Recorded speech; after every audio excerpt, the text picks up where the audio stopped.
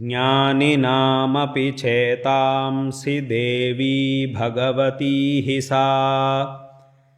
बलादाकृष्य मोहाय महामाया प्रयच्छति दुर्गे स्मृता हरसि भीतिमशेषजन्तोः स्वस्थैः स्मृता मतिमतीव शुभान् ददासि दारिद्र्यदुःखभयहारिणिका त्वदन्या सर्वोपकारकरणाय सदार्द्रचित्ता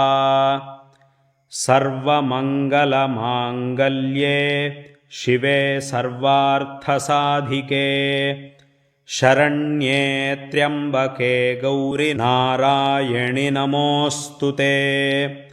शरणागतदीनार्तपरित्राणपरायणे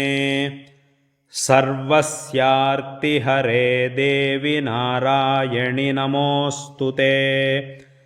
सर्वस्वरूपे सर्वेशे सर्वशक्तिसमन्विते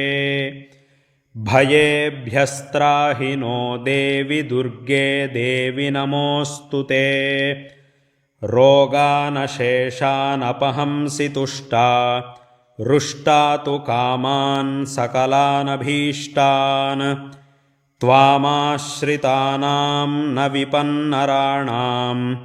त्वामाश्रिता ह्याश्रयतां प्रयान्ति सर्वबाधाप्रशमनं त्रैलोक्यस्याखिलेश्वरी एवमेव त्वया कार्यमस्मद्वैरिविनाशनम् शरणागतदीनार्तपरित्राणपरायणे सर्वस्यार्तिहरे देवि नारायणि नमोऽस्तु ते अपराधसहस्राणि क्रियन्ते हर्निशं मया दासोऽयमिति मां मत्वा क्षमस्व परमेश्वरी।